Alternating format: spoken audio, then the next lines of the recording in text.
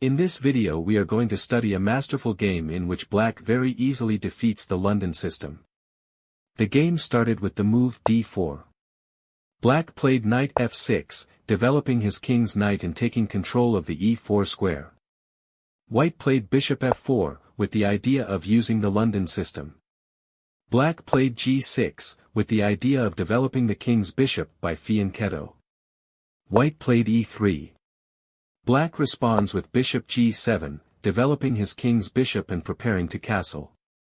White played knight f3, developing his king's knight. Black castled. White played bishop e2, developing his king's bishop and preparing to castle. Black played d6, completing his king's Indian defense scheme. The black pawn will be very well placed on d6, since it controls the e5 square and blocks the action of the London bishop on f4. White played c3, completing the typical triangle scheme of the London system. White strengthens the defense of the d4 point and allows his queen to exit through the b3 square. Now black played b6, with the idea of developing his queen's bishop to the b7 square. After that his queen's knight can go to d7 and then prepare the break in the center with e5. White castled. Black played bishop b7. White played h3, opening up the h2 square to be able to retreat his bishop to a safer square if necessary. Black played knight b to d7. Black's plan is to continue with e6, queen e7 to finally prepare the break in the center with e5. Now white played a4, with the idea of attacking on the queen side with a5. Black replied a5, stopping the advance of the enemy pawn. White played knight a3, completing the development of his minor pieces. Black played knight e4, placing the knight on a good square in the center. White played knight c4, bringing the knight closer to the center. Black replied f5, beginning to advance with the kingside pawns and reinforcing the defense of the knight on e4. White played queen c2, mobilizing the queen to connect the rooks. Black played e6, with the idea of continuing with queen e7 and being able to prepare the break in the center with e5. White played bishop h2, withdrawing the bishop to a safer square and anticipating the opponent's intentions. Now, black played knight g5, with the idea of eliminating the knight on f3 and weakening the enemy's castling. White played knight c to d2, to reinforce the defense of the f3 point.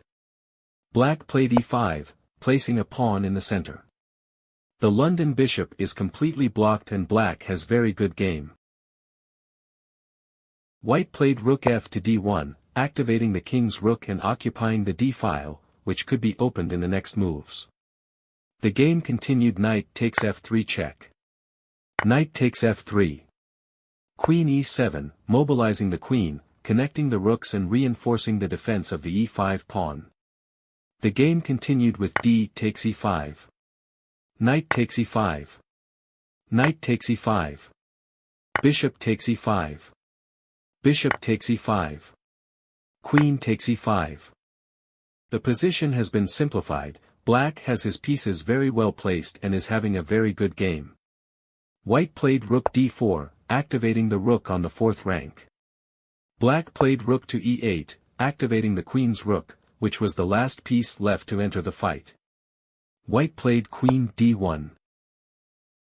Black played f4, with the idea of creating weaknesses in the opponent's structure. White answered bishop c4 check. After king g7. White played e takes f4. Rook takes f4. Rook takes f4. Queen takes f4. Now, white played queen d4 check, with the idea of exchanging queens. Black exchanged queens on d4, and after c takes d4. Black played rook e4, threatening to capture the d4 pawn, which cannot advance because the white bishop would be captured. White played rook d1, to defend the d4 pawn. Black played c5, increasing the pressure against the d4 pawn. The d4 pawn is pinned and black is going to win material. White played b3, to defend his bishop. Black played rook takes d4, winning a pawn. If white now captures on d4. After c takes d4, black would have a clear advantage in the bishop endgame. After rook takes d4, white played rook e1, to keep the rooks on the board. Now white threatens to invade with the rook on the 7th rank. Black played bishop e4, blocking the action to the enemy rook and activating the bishop to invade the enemy camp. White played f3, attacking the enemy bishop. Black responded d5, counterattacking the opponent's bishop. If white now captures on e4, black would capture on c4, and after b takes c4. Rook takes c4, black would have a clear advantage in the rook endgame. After the move d5, white played bishop b5 to defend his bishop. Black played bishop c2, attacking the b3 pawn. White played rook e7 check. Black played king f8. White played rook b7, with the idea of capturing the b6 pawn. After bishop takes b3. Rook takes b6. Bishop takes a4. Black has won 2 pawns and has a clear advantage. White played bishop f1, with the idea of keeping his bishop. Now, black played c4, starting to advance with his passed pawn. White played king f2, bringing his king closer to the center. Black played c3, advancing his passed pawn, which is only 2 squares away from being able to promote.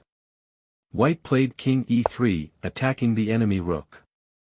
Black answered c2, threatening to promote his pawn. White played rook b8 check. And after king e7.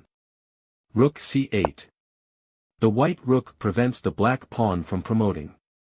But now black played rook d1 and white resigned. Because the black pawn promotes without remedying, white is completely defenseless. A very instructive game in which we have seen a very powerful game scheme to destroy the London system.